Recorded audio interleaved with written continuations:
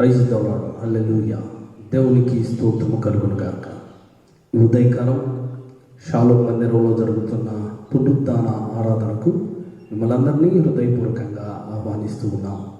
మాతో కలిసి మీ గృహాలలో మమ్మల్ని ఆహ్వానిస్తూ ఈ రీతిగా ఆరాధించడానికి ఇచ్చిన సమయాన్ని బట్టి దేవునికి మీకు ప్రత్యేకమైన వందనాలు తెలియజేస్తూ ఉన్నాం. ప్రార్థనతో ఈ ఉదయకాలపు ఆరాధనను ప్రారంభించుకున్నాం. తల్లు ఉంచుదాం, కళ్ళు మూసుకుందాం, ప్రార్థన చేసుకుందాం. పరిశుద్ధుడా, ప్రేమ కలిగిన తండ్రి, దయగలిగిన ఆయన, వందనాలు, స్తోత్రాలు. ఈ ఉదయకాలం, ఈ పునరుత్థాన దినం, ఈ ఆదివారం సజీవుల లెక్కలో ఉంచి నిన్ను ఆరాధించే బిడ్డలుగా ఉంచినందుకు వందనాలు, స్తోత్రాలు. లోకంలో ఎందరో ప్రభువా ఈరోజు చూడలేక కాలగర్భంలో మట్టి కింద కప్పివేయబడి ఉన్నారు. కేవలం కృపచేత, దయచేత మమ్మల్ని సజీవులుగా ఉంచి ఈ ఉదయకాలం ప్రభువా నిన్ను స్తుతించి ఆరాధించగలిగే గొప్ప ఆధిక్యతలో ఉంచినందుకు వందనాలు, స్తోత్రాలు. సర్వశక్తిమంతుడవు, సార్వభౌముడవు, గొప్ప దేవుడవు, అనంతుడవు, అద్వితీయుడవు, రారాజువు, పరలోకపు అయా చక్రవర్తివైన నిన్ను ప్రభువా స్తుతించడం, గణపరచడం మా జీవితాలకు ఎంత గొప్ప భాగ్యమో. అట్టి భాగ్యతలో నీ ప్రియులైన వారందరినీ ఇచ్చినందుకు లెక్కలేని స్తోత్రాలు. జరగనయ్యున్న ఈ ఆరాధనంతటిలో మీరు భయం పొందండి. మా జీవితాలకు అవసరమైన యుక్తమైన శ్రేష్టమైన సందేశాలు అందించి బలపరచండి. కృప చూపించి, కనికరించి, దయించి మహిమ, ఘనత, ప్రభావాలు నీకే ఆరోపిస్తూ యేసు ప్రభువారి శ్రేష్ఠ నామంలో ప్రార్థించి వేడుకుంటున్నాము తండ్రి, ఆమేన్.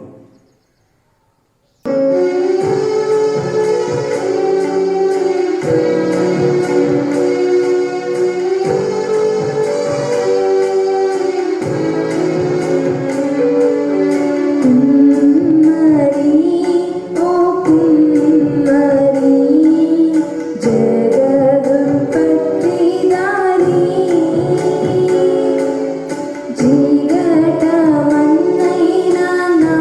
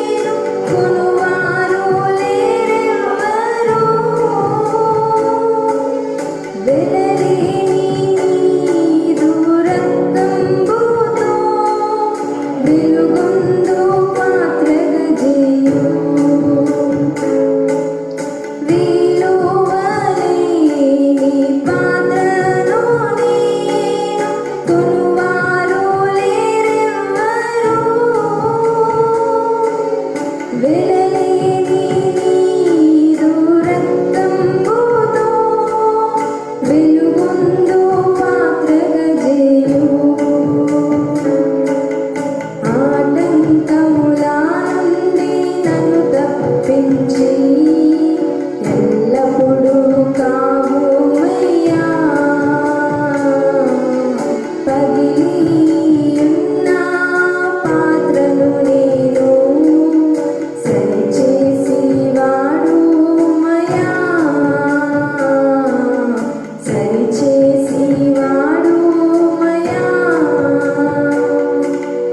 కుమ్మరి ఓ కుమ్మరి జగదుత్పత్తిదారి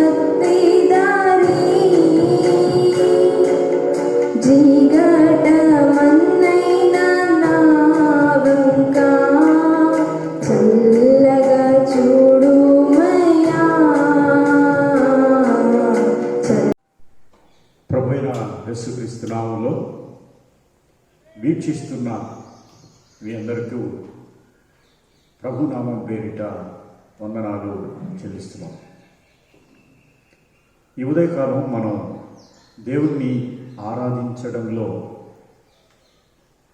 మొదటి కుటుంబమైన ఆదాము, తన కుమారులైన కయీను, హేబేలులు దేవుణ్ణి ఎలా ఆరాధించారు అనేదాన్ని ఈ ఉదయకాలం మనం ధ్యానిద్దాం. బైబిల్లో ఆదికాండం 4వ అధ్యాయం 1 నుంచి 16 వచనాల మధ్య ఈ చారిత్రక వాస్తవిక సంఘటన రాయబడింది.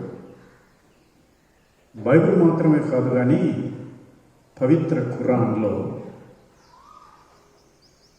అల్మా ఇదా అనే 5వ సూరాలో 26వ వచనం నుండి 32వ వచనం వరకు కూడా ఈ సంఘటన రాయబడింది.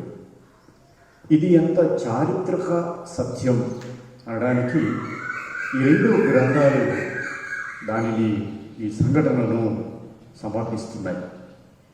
భూమిపై మానవుని జీవితం ఎలా ప్రారంభమైంది అనేదాన్ని అనేక మంది సిద్ధాంతకర్తలు సిద్ధాంతీకరించినప్పటికీ పవిత్ర గ్రంథాలు ఆదాము నుండి మానవుని ప్రయాణం మొదలైందని, వాడు కొన్ని వేల సంవత్సరాలు అనామకుడుగాను రాళ్లతో రప్పలతో క్రమక్రమంగా మనుషులు అభివృద్ధి చెందారు, లేకపోతే వేటాడాడు, గృహంలో ఉన్నాడు అనేదాన్ని త్రోసివేస్తూ మానవుడు ప్రారంభం నుండే వ్యవసాయాన్ని, పశువుల పెంపకాన్ని, తోటలను పెంచడాన్ని వృత్తిగా కలిగి ఉన్నాడు అనే సంగతులను ఈ గ్రంథాలు సమర్థిస్తున్నాయి.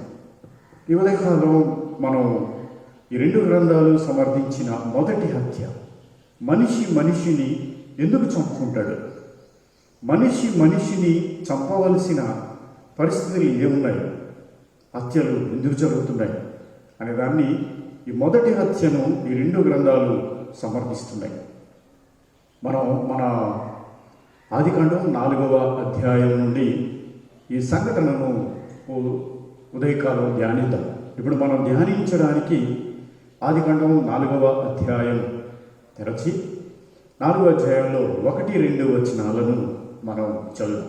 ఆదికాండంలో ఆదాము తన భార్య అయిన హవ్వను కూడినప్పుడు ఆమె గర్భవతి అయి కయీనును కని, యెహోవా దయ వలన నేను ఒక మనిషిని సంపాదించుకున్నాను అని చెప్పాను. తర్వాత ఆమె తన తమ్ముడకు హేబేలును కనెను. హేబేలు గొర్రెల కాపరి, కయీను భూమిని సేద్యపరచువాడు. ఈ 1-2 వచనాలు మొదటి దంపతులైన హవ్వ ఆదాములకు కలిగిన మొదటి సంతానమైన కయీను హేబేలుల గురించి చెప్తున్నాయి. కయీను హేబేలుల వృత్తి, కయీనేమో వ్యవసాయదారుడు, హేబేలేమో పశువులను గొర్రెలను పెంచేవాడు. తండ్రి తోటమాలి, తోటను పెంచేవాడు. కుమారులిద్దరూ వ్యవసాయదారుడు, పశువుల కాపరులు. ఇలా మానవుడు జీవితం ప్రారంభం నుండి వేటాడి గుహల్లో జీవించింది కాదని, ప్రారంభం నుండే దేవుడు ఏర్పరిచిన కుటుంబ వ్యవస్థలో వారు కొనసాగారు అనే సంగతిని బైబిల్ మనకు ఈ ఉదయకాలం చెప్తా ఉంది. ఈ కథను మనం తెలుసుకుంటే, ఈ ఇద్దరు అన్నదమ్ములు వారిద్దరూ వారి వారి పనుల్లో నిమగ్నమై వారి పనులను సమర్థవంతంగా చేస్తున్నారు. దేవుడు మనిషిని పని లేకుండా సోమరిగా ఉండాలని దేవుడు కోరుకోడు. కష్టపడి మొదటి కుటుంబంలోని వారందరూ కష్టపడి పని చేయడం మనం చూస్తాం. కయీను తన వ్యవసాయంలో నుంచి, హేబేలు తన మందల్లో నుంచి దేవునికి అర్పణ తేవాలి అనే సంగతిని వారి తండ్రి వారికి నేర్పాడు. దేవుడు ప్రారంభం నుండి ఆదాముతో తనను ఎలా ఆరాధించాలి, తనతో ఎలా స్నేహం చేయాలి అనే సంగతులను దేవుడు మాట్లాడుతూ, అదే సంగతులను ఆదాము తన కుమారులకు చెప్పినట్లుగా మనం ఇక్కడ చూడబోతున్నాం. ఈ సంఘటనలో కయీను తన పంటలో కొంత భాగాన్ని దేవునికి అర్పణగా తెచ్చాడు. ఆదాము కాలంలో బలిపీఠాలు ఉన్నాయా?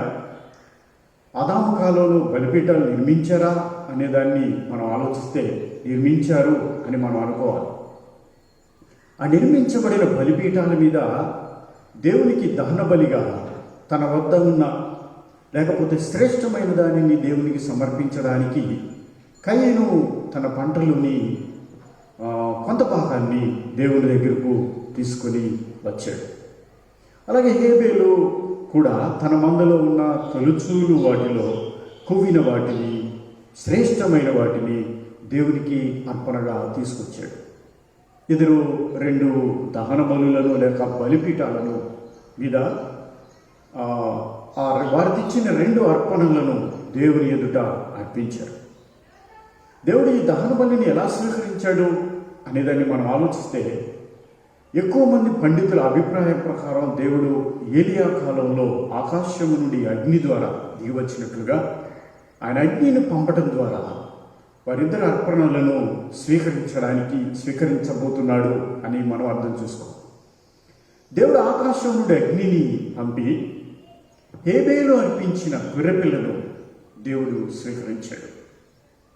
కయీను అర్పించిన తన పంటలోని భాగాన్ని దేవుడు స్వీకరించలేదు. కయీను చిన్నపుచ్చుకున్నాడు, కోప్పడ్డాడు, బాధపడ్డాడు. ముఖం చిన్నపుచ్చుకొని మిక్కిలి కోపము కలిగిన వాడై తల వంచుకొని నిలబడ్డాడు కయీను. దేవుడు కయీనును చూసి, కయీను కోపాన్ని చూసి, చిన్నపుచ్చుకొని తల వంచుకున్న కయీను స్థితిని చూసి దేవుడు కయీనుతో ప్రేమగా మాట్లాడాడు. నీ కోపం ఎందుకు? నువ్వెందుకు చిన్నపుచ్చుకున్నావు? నువ్వు సత్క్రియ చేస్తే తల ఎత్తుకోవా? ఈసారి నువ్వు నెక్స్ట్ టైం సత్క్రియ చెయ్యి అంటూ దేవుడు కయీనుతో ప్రేమగా మాట్లాడాడు. కయీను దేవుడి మాటకు, దేవుడు చెప్పిన సంగతులకు అర్థం చేసుకోలేని వాడయుండి తన తమ్ముని అర్పణను దేవుడు స్వీకరించాడు అనే ఉద్దేశంతో తన తమ్ముడితో మాట్లాడదాం రమ్మని చెప్పి తన పొలానికి తన తమ్ముడైన హేబేలును తీసుకుని వెళ్ళాడు. ఇద్దరు పొలంలోకి వెళ్ళిన తర్వాత కయీను తన తమ్ముడి మీద ఉన్నటువంటి అకస్సు కోపంతో, తన తమ్ముని అర్పణ దేవుడు స్వీకరించాడు, నా అర్పణను దేవుడు స్వీకరించలేదు అనే ఆలోచనతో తన తమ్ముని మీద పడి తమ్ముడైన కయీనును చంపాడు. ఇక్కడ మనం చూస్తే 9వ వచనంలో, యెహోవా నీ తమ్ముడైన హేబేలు ఎక్కడున్నాడు అని కయీనును అడగగా అతడు, నేను ఎరుగను, నా తమ్మునికి నేను కావలివాడినా అని జవాబిచ్చాడు. కయీను అక్కడి నుండి హేబేలును చంపిన తర్వాత తన ఇంటికి వెళుతూ ఉన్నప్పుడు దేవుడు కయీనుతో మాట్లాడాడు. చనిపోయిన హేబేలును గుంట తీసి గుంటలో పూడ్చి కయీను వెళ్ళిపోతుండగా దేవుడు కయీనును అడిగాడు, కయీను నీ తమ్ముడు ఎక్కడ? హేబేలు రక్తం, చనిపోయిన హేబేలు రక్తం నేలలో కప్పబడిన అతని శరీరంలోని అతని రక్తం దేవునికి మొరపెడుతున్నట్లుగా దేవుడు మాట్లాడాడు. అప్పుడైనా నీవు చేసిన పని ఏమిటి? నీ తమ్ముని రక్తం యొక్క స్వరము నేల నుండి నాకు మొరపెడుతుంది అని దేవుడు కయీనుతో అన్నాడు. కయీను అంటాడు, నేనేమన్నా అతనికి కావలివాడనా? నాకేంటి సంబంధం అని దానిని తప్పించుకోవడానికి, దాని నుండి తన బాధ్యత లేనివాడిగా ప్రవర్తించడానికి, తన నేరాన్ని కప్పిపుచ్చుకోవడానికి కయీను ఎంతగానో ప్రయత్నం చేస్తాడు. దేవుడు తన మీద నేరాన్ని మోపి, నేరానికి ఫలితంగా దేవుడు తనను శిక్షించినట్లుగా మనం చూస్తాం. దేవుడు తనకు 2 రకాల శిక్షలను విధించాడు. ఈ తమ్ముడిని నువ్వు హత్య చేసినందున నువ్వు ఏ నేలనైతే సేద్యం చేస్తున్నావో ఆ నేల ఇక ఫలించదు. ఆ నేల నుండి ఫలమైన సారవంతమైన పంటను నువ్వు పొందుకోలేవు అని దేవుడు కయీనును దేవుడు శిక్షించినట్లుగా మనం చూస్తాం. రెండవది, దేవుడు కయీనుతో అంటాడు, నువ్వు దేశదిమ్మరి అవుతావు, నువ్వు దేశదిమ్మరివై దేశాలను పట్టుకుని తిరుగుతావు అని దేవుడు కయీనుతో చెప్పాడు. కయీను అంటాడు, అయ్యా నేను ఈ దోష శిక్షను నేను భరించలేను, ఎవరైనా ఒకవేళ నన్ను చూస్తే నన్ను చంపివేస్తారేమో అని కయీను దేవుని దగ్గర తన శిక్షణ గురించి దేవునికి వాదిస్తున్నట్లుగా, శిక్షను తగ్గించమని అడుగుతున్నట్లుగా, పశ్చాత్తాపం లేనివాడిగా కయీను మనకి ఇక్కడ కనబడతాడు. దేవుడు కయీనుతో అంటాడు, ఇదిగో నీకు నేను ఒక ముద్ర వేస్తున్నాను, ఒక గుర్తు వేస్తున్నాను, ఈ గుర్తును బట్టి నిన్ను ఎవరు చంపరో, ఒకవేళ ఎవరైనా నిన్ను చంపితే వాడికి నేను 7 శిక్షను విధిస్తాను అని దేవుడు కయీనుతో చెప్పి ఒక గుర్తు వేసి కయీనును దేవుడు పంపించాడు. ఈ సంగతులను మనం అనేక సార్లు ధ్యానించిన ప్రతిసారి మనకు అర్థం కాని ఎన్నో విషయాలు ఇందులో మిగిలిపోయాయి. అందులో ఒకటి, కయీను అర్పణను దేవుడు ఎందుకు స్వీకరించలేదు? హేబేలు అర్పణను మాత్రమే దేవుడు ఎందుకు స్వీకరించాడు? కయీను హేబేలుల మధ్య ఏంటో ఒక సంభాషణ జరిగింది. ఆ సంభాషణ ఏమై ఉంటుంది? కయీను హేబేలును ఎందుకు పొలంలోకి తీసుకెళ్లి చంపాడు? అక్కడే ఎందుకు చంపలేదు? ఇలా మనం ఆలోచిస్తూ వెళ్తే కయీను నుదుటి మీద దేవుడు ఏం గుర్తు వేశాడు, ఆ గుర్తు ఏంటి అనే దాన్ని మనం ఆలోచిస్తూ వెళ్ళాలి. చాలా సంవత్సరాలుగా కయీను చెడ్డవాడని, దుర్మార్గుడని, కయీను తమ్ముడి మీద వ్యసన పడేవాడని, కయీను క్యారెక్టర్ మంచిది కాదు కాబట్టి దేవుడు కయీను అర్పణను స్వీకరించలేదు అనేదాన్ని మనం చాలాసార్లు విన్నాం. హేబేలు నీతిమంతుడని, లేకపోతే హేబేలు మంచివాడని, హేబేలు ప్రవర్తన సరిగా ఉందని, దేవుడు హేబేలు అర్పణను స్వీకరించాడు అని కూడా మనం ఇక్కడ అర్థం చేసుకోవడానికి అనేక అవకాశాలు కలవు. కానీ దేవుడు మంచివాళ్ళ అర్పణను స్వీకరిస్తాడా? చెడ్డవాళ్ళ అర్పణను స్వీకరించడా? దేవుడికి కావాల్సింది ఏంటి? దేవుడికి కావాల్సింది పంట పొలంలో ఉండే అర్పణ, లేకపోతే గొర్రెపిల్ల? అసలు దేవుడు ఈ సంఘటన ద్వారా ఆదాముకు, హేబేలుకు, కయీనుకు, సర్వ మానవానికి ఏం నేర్పించాలి అనుకుంటున్నాడు అని మనం ఈ ఉదయకాలం ఆలోచిద్దాం. దేవుడు నీకు నాకు సర్వ మానవాళికి ప్రారంభం నుండి నేర్పించాలి అనుకుంటున్న ఒకే ఒక సంగతి, యేసుక్రీస్తు ప్రభువారిని గురించి. యేసు లేకుండా బైబిల్ లేదు, యేసు లేకుండా బైబిల్లోని సంఘటనలు లేవు, యేసుని గుర్తు చేసుకోకుండా బైబిల్లోని ఏ సంఘటన జరగలేదు అని ఉదయకాలం మనకు జ్ఞాపకం చేసుకోవాలి. మానవుని మ్యాన్ సిన్ సాల్వేషన్, మనిషి ఎవరు, మనిషి స్థితి ఏంటి, మనిషి పాప ఫలితంగా ఏమి తెచ్చుకున్నాడు, ఏం పోగొట్టుకున్నాడు, ఏ పరిపాలనను తన దగ్గర ఉన్న ఏ పరిపాలనను మనిషి పోగొట్టుకున్నాడు, దీనికి సాల్వేషన్ ఏంటి అనేదాన్ని ఆదాము దగ్గర నుండి దేవుడు చెప్పటం మొదలుపెట్టాడు. ఈ సంగతులను మనం కొద్దిగా ధ్యానించడానికి ప్రయత్నం చేద్దాం. 2000 సంవత్సరాల పూర్వం యేసుక్రీస్తు ప్రభు వారి కన్నా బీసీలో సెప్ట్వగింట్ అనే ఒక గ్రీక్ అనువాదం రాయబడింది. ఈ సెప్ట్వగింట్ అనే హిబ్రూ బైబిల్ని గ్రీక్లోకి ట్రాన్స్లేట్ చేసిన ఈ అనువాదంలో కయీను అనే పదానికి, కయీన్ అనే పదానికి అర్థం సంపాదించడం, కలిగి ఉండడం. ఎక్కడ మనం ఈ సంఘటనను అర్థం చేసుకోవాలి అంటే ఆదికాండం 3వ అధ్యాయం 15వ వచనంలో ఒక మాటను మనం చదివితే, దేవుడు అవ్వ, ఆదాము, సాతానుల ముందు దేవుడు ఇలా మాట్లాడాడు. సాతానుతో మాట్లాడుతూ, మరియు నీకును స్త్రీకిని, నీ సంతానమునకును ఆమె సంతానమునకును వైరము కలుగజేసేదను. స్త్రీ సంతానము నుండి వచ్చిన వాడు, స్త్రీ కుమారుడు నీ తల మీద కొట్టి నిన్ను చితకగొట్టును. నీవు అతని మడిమ మీద కొట్టెదవు, లేకపోతే కరిచెదవు అని దేవుడు సాతానుతో చెప్పాడు.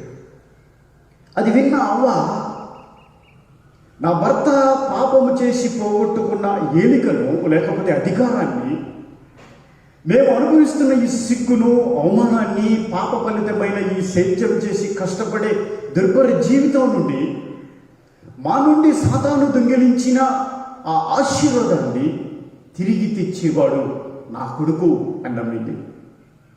నాకు పుట్టబోయే కుమారుడు సాతాను నుండి అధికారాన్ని తిరిగి తెస్తాడు, దేవుని సన్నిధికి మరలా తిరిగి ఏదోను తోటకు మమ్మలను తీసుకెళ్తాడు అని అవ్వ, ఆదాములు నమ్మారు. వారు అనుకున్నారు, మా కడుపున పుట్టబోయే మొదటి కుమారుడే మెస్సయా అనుకున్నారు. ఆమె గర్భం ధరించిన తర్వాత కుమారుణ్ణి కని అంటుంది. ఆమె ఏమని పేరు పెట్టింది అని మనం చూస్తే, యెహోవా దయ వలన నేను ఒక మనుషుని సంపాదించుకున్నాను. దీన్ని కయీన్ అంటే సంపాదించుకోవడం, లేకపోతే కలిగి ఉండడం. ఆమె ఉద్దేశం, ఇదిగో ఈ రోజు నుండి నా కుమారుడైన ఈ కయీన్, నేను సంపాదించిన ఈ కయీన్, దేవుని దయ వల్ల నాకు వచ్చిన ఈ కయీన్ మెస్సయా అవుతాడు, మాకు సాల్వేషన్ ఇస్తాడు, మా అధికారాన్ని తిరిగి మాకు తెస్తాడు అని వారు నమ్మారు. అని ఆమె కయీన్కు ఆ పేరు పెట్టారు. పేరు పెట్టిన తర్వాత కొద్ది సమయంలోనే మరల ఇంకో కొడుకు పుట్టాడు. ఇక్కడ మనం నేర్చుకోవాల్సిన అద్భుతమైన సంగతి ఏంటంటే, అనేక మంది హిబ్రూ పండితుల, అనేక మంది వ్యాఖ్యానకారులు చెప్పిన సంగతి ఏంటంటే, బైబిల్లో ఏశావు యాకోబులు మాత్రమే కాదు, కయీను హేబేలులు కూడా కవలలే. ఇద్దరు కవల పిల్లలే. ముందు కయీను పుట్టాడు, తర్వాత హేబేలు పుట్టాడు. దీన్ని మనం ఎలా అర్థం చేసుకోవాలి? బైబిల్లో జననము జరిగిన ప్రతిసారి ఆమె గర్భము ధరించి కుమారుని కన్నది. గర్భము ధరించి అంటే ప్రసవం జరిగింది. ఇక్కడ కయీనును ప్రసవించినప్పుడు గర్భము ధరించి అనే మాట రాశాడు. హేబేలును కన్నప్పుడు గర్భము ధరించి అనే మాట రాయాల. అనేక మంది పండితులు అంటారు, వీళ్ళిద్దరు కవలలే. ముందు కయీను పుట్టాడు, తర్వాత హేబేలు పుట్టాడు. అనుకున్నారు, మాకు కయీను పుట్టిన తర్వాత, కయీను మాకు మెస్సయ్యగా రాబోతున్న తర్వాత ఇంకొక కొడుకు ఎందుకు అని చెప్పి అతనికి హేబేల్ అనే పేరు పెట్టాడు. హేబేల్ అనే గ్రీక్, లేకపోతే సెప్ట్వగింట్లో రాయబడిన గ్రీక్ పదానికి అర్థం శూన్యం, వ్యానిటీ, వ్యర్థం, వృధా. ఈ రెండవ కొడుకు మాకు వృధా, అవసరం లేదు, మొదటివాడు చాలు అనే ఉద్దేశంతో హేబేల్ అనే పేరు పెట్టారు. కవలలు పెరిగారు, పెద్దవారయ్యారు. ఇద్దరు చెరకు వృత్తిని స్వీకరించారు. వారి వృత్తిలో నైపుణ్యం కలిగిన పనివారిగా చక్కగా వాళ్ళు పని చేసుకుంటూ ఎదిగారు. తన తండ్రి దేవుడు సబ్బాతును ఆచరించమని, దేవుడు ఎప్పుడైతే 6 దినములు పనిచేసి 7వ రోజు ఆయన విశ్రాంతి తీసుకున్నాడో, ఆదాము కూడా 6 దినాలు పనిచేసి 7వ రోజు దేవునిని ఆరాధించమని ఆదాము చెప్పాడు. ఆదాము కాలంలో నుండే సబ్బాతు ఉంది అని మనం అర్థం చేసుకోవాలి. తన 2 కుమారులు తాను 7వ రోజు దేవుని ఆరాధించేవాడు. తన కుటుంబం ఇది ఒక చిన్న మిషనరీ ఫ్యామిలీ, ఇది ఒక చిన్న సంఘం, ఇది ఒక అద్భుతమైన కుటుంబం. వారి పంటలు వచ్చినప్పుడు, వారి చేతికి వారి ధనధాన్యాలు తిరిగి వచ్చినప్పుడు ప్రతి సంవత్సరం వారు ఒక పండుగ చేసేవాళ్ళు. ఈ పండుగ రోజు దేవునికి వారి దగ్గర ఉన్న అర్పణలను, కృతజ్ఞతలను అర్పించేవారు. ఈరోజు కయీను హేబేలు దేవునికి అర్పించే రోజు. మొదటిగా మనం కయీను అర్పించాడా, హేబేలు అర్పించాడా? కయీనే అర్పించాడు. కయీను దేవుని దగ్గరికి వెళ్ళాడు. ఎందుకు కయీను అని ముందు రాయబడింది అంటే, కయీను పెద్దవాడు, కయీను పరిపాలకుడు, కయీను తన కుటుంబాన్ని తన తండ్రి తర్వాత లీడ్ చేయవలసిన వాళ్ళు. వీళ్ళు హెబ్రీలు కాకపోయినప్పటికీ హెబ్రీ సంప్రదాయానికి మూలకర్తలు కనుక పెద్దవాడు కుటుంబానికి అధికారి. వాళ్ళ తల్లిదండ్రులు కూడా తన కుమారుడే తిరిగి అధికారాన్ని తెస్తాడు అని వాళ్ళు ఆశించారు. కయీను బలిని తీసుకెళ్ళాడు, దేవుని దగ్గరకు అర్పణను తీసుకెళ్ళాడు. ఏం తీసుకెళ్ళాడు? తన పంట పొలంలో నుంచి దేవునికి తీసుకెళ్ళాడు. అది శ్రేష్టమైనది కాదు అని మనం చెప్పలేము, అది పనికిరానిది అని మనం చెప్పలేము. మన మోషే చెప్తాడు, మీ పంటలో నుంచి, మీ పొలంలో నుంచి, మీ పిండిలో నుంచి దేవునికి నైవేద్యంగా తిండి అని. దేవుడు దాన్ని స్వీకరించను అని చెప్పాలి. హేబేలు తనకున్న మందల్లో నుంచి గొర్రెను తీసుకెళ్ళాడు. గొర్రెను తీసుకెళ్ళిన హేబేలు దానిని వధించి దాని రక్తాన్ని నేల మీద చిందించి దాని గొంతు కోసిన తర్వాత, దాని రక్తమంతా కారిన తర్వాత ఆ గొర్రెను బలిపీఠం మీద పెట్టాడు.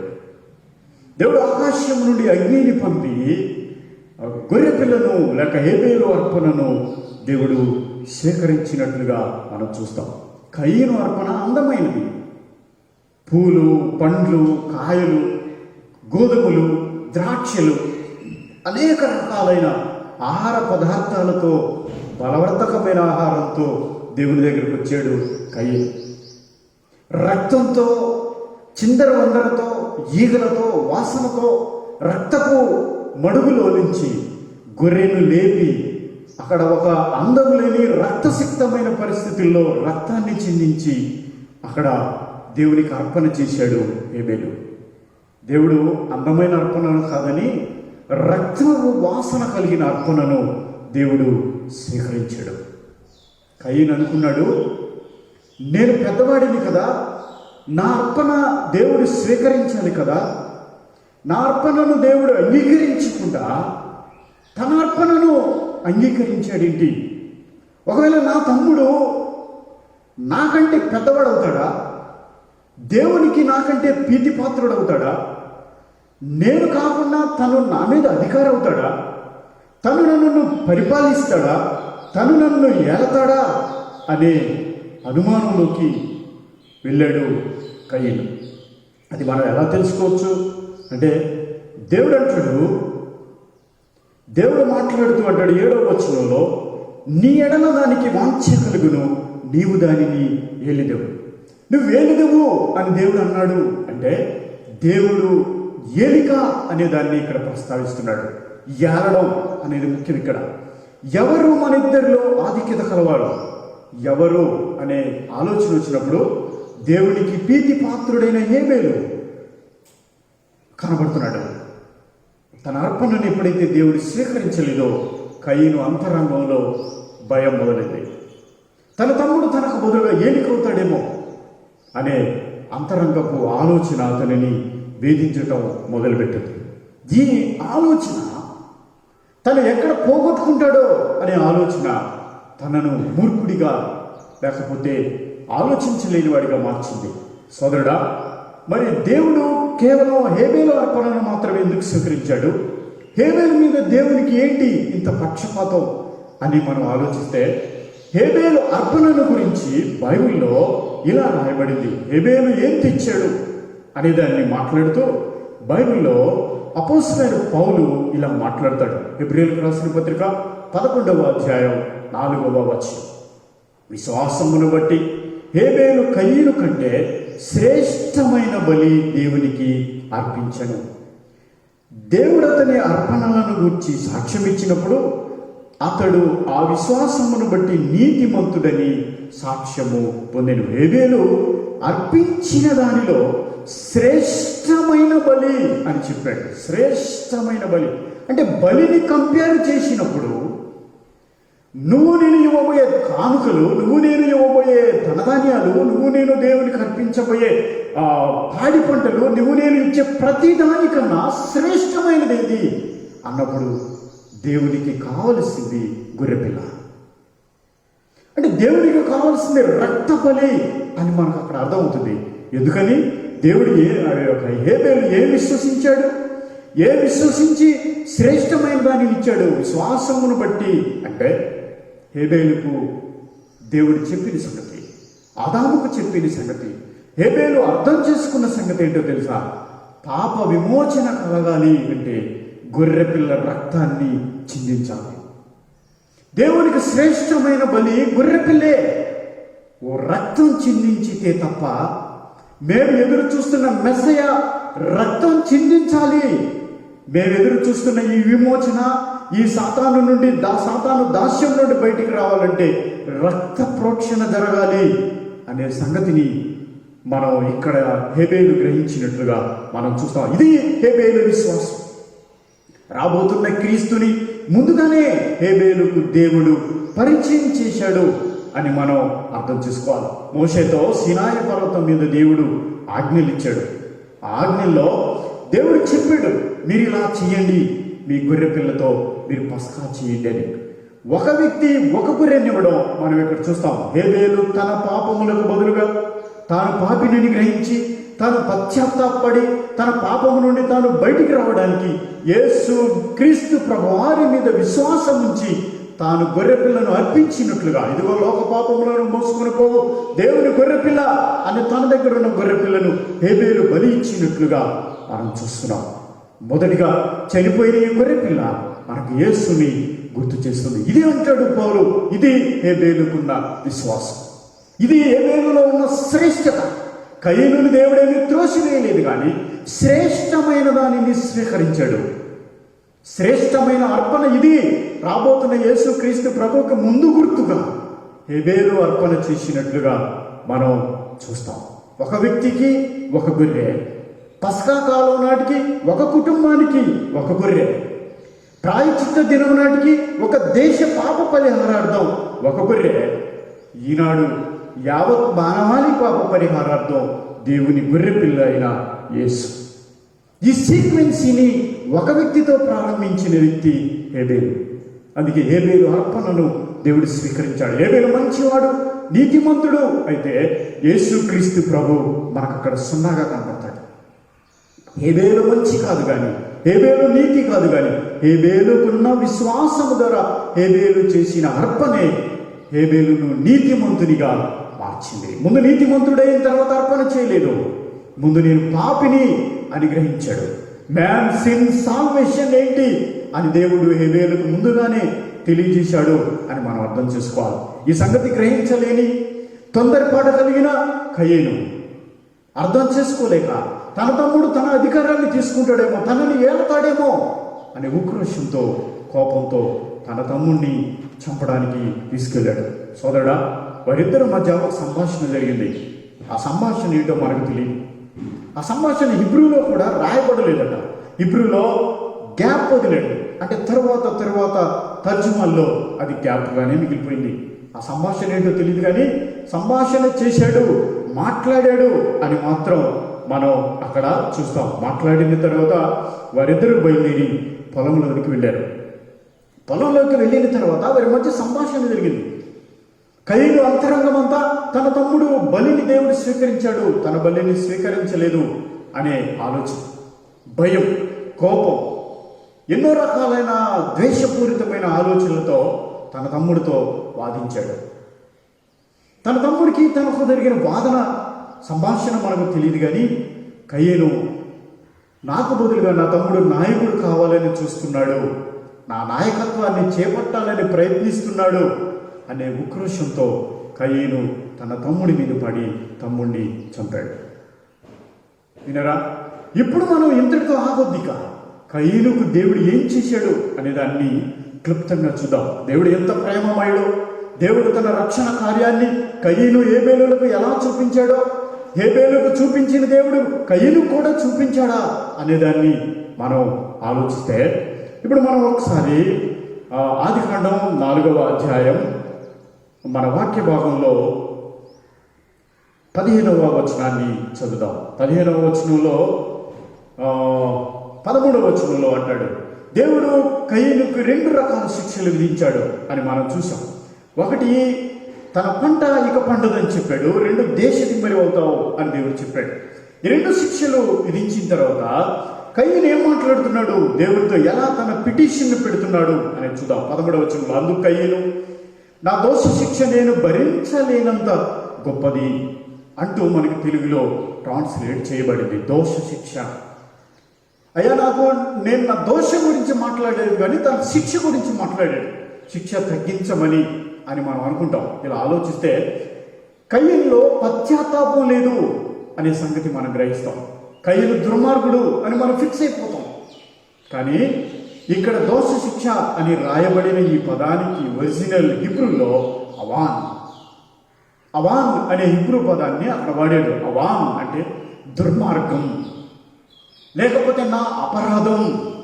అవాని అంటే నా అపరాధం అంటాడు అక్కడ కయీను. అయ్యా, నా అపరాధం నేను భరించలేనంత పెద్దదిగా ఉంది. నిజంగా నా తమ్ముడిని చంపిన అపరాధం, నా తమ్ముడికి నేను చేసిన దుర్మార్గం నేను భరించలేనయ్యా, నన్ను క్షమించు అని కయీను పశ్చాత్తాపడినట్టుగా మనం చూస్తాం. దేవుడు కయీను పశ్చాత్తాపాన్ని, దేవుడికి కావలసిందేంటి? నా హృదయంలో జరిగే పశ్చాత్తాపం. ఆయనను ఎరిగి ఆయన దగ్గరికి వెళ్ళి కన్నీరు కాస్తూ, తండ్రి నేను పాపిని అని అడిగాడు హేబేలు. అందుకే హేబేలు గొర్రె పిల్లను తెచ్చాడు. కయీను పశ్చాత్తాపడి దేవుణ్ణి అడిగాడు అని మనం అర్థం చేసుకోవాలి. అర్థం చేసుకున్న తర్వాత దేవుడు అతనికి కృప చూపించాడు, దయ చూపించాడు. ఎలా చూపించాడు అంటే, నిన్ను ఎవరు చంపుకునే నీకు గుర్తేస్తున్నాను అన్నాడు దేవుడు. ఆ గుర్తేంటి?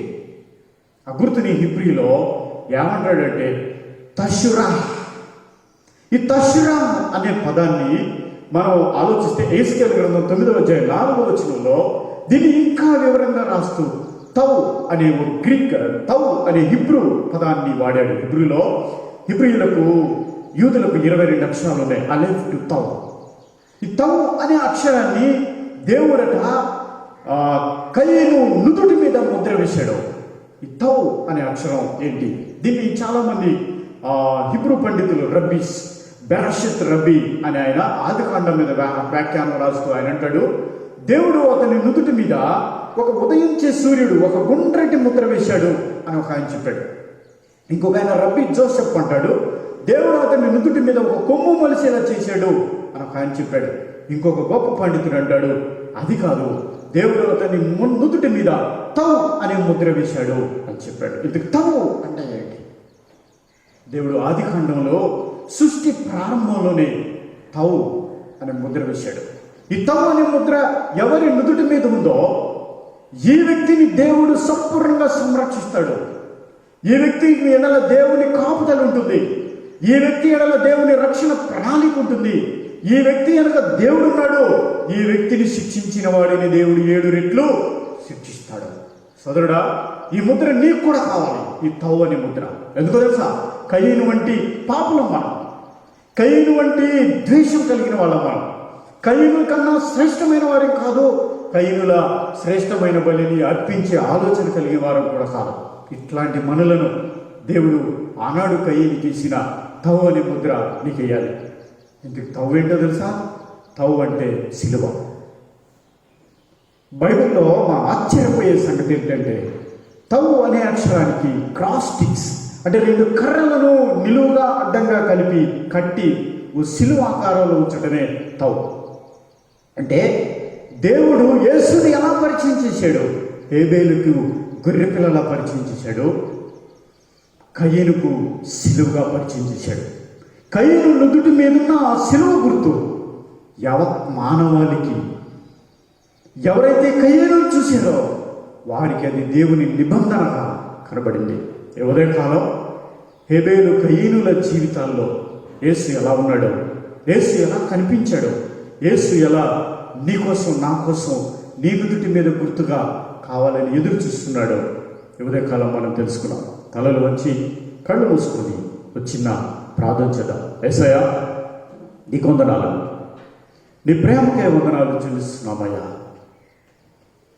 సృష్టి ప్రారంభంలోనే నీ దయను, నీ కృపను, నీ కనికరాన్ని పశ్చాత్తాపడిన కయీనుకు కనబరిచావు అయ్యా. నువ్వు రాబోతున్నావని, నువ్వు మరణించబోతున్నావని అవాదములు ఎదురు చూసినట్లు మెస్సయ్య కయీను కాదని, మెస్సయ్య ఈ భూమి మీదకి రాబోతున్నాడు అనే సంగతిని నువ్వు ముందుగానే సిద్ధపరచు తండ్రి. నువ్వు లేని అడుగు, నువ్వు లేని వచనం, నువ్వు లేని సంఘటన బైబిల్ లేదని నువ్వు మాట్లాడుతున్నందుకు నీకు వందనాలు చెల్లిస్తున్నావు తండ్రి. నీకు వందనాలు. ఇది వీక్షిస్తున్న వారికి, సంఘానికి, ప్రభువా, సంఘంలో ఉన్న ప్రతి కుటుంబానికి అయినా నువ్వు మేలుకరంగా ఆశీర్వదించి, దీవించి, మెరిచి ఇస్తున్నందుకు నీకు కృతజ్ఞతలు చెల్లిస్తూ యేసు నామములో ఈ చిన్ని స్తుతి ఆరాధన సమర్పిస్తున్నాము తండ్రి. ఆమేన్.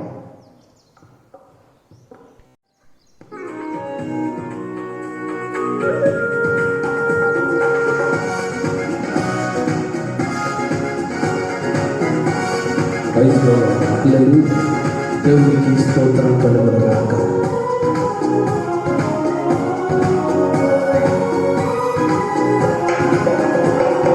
కడుగును దేవా, కడుదయతో నన్ను చూడుమా, చిగురును వీడి నెతెరెదన్ నీ దారి. కడుగును దేవా, కడుదయతో నన్ను చూడుమా, చిగురును వీడి నెతెరెదన్ నీ దారి. నీతి స్వరూపుడ తండ్రి, మహిమ స్వరూపి ప్రభువా,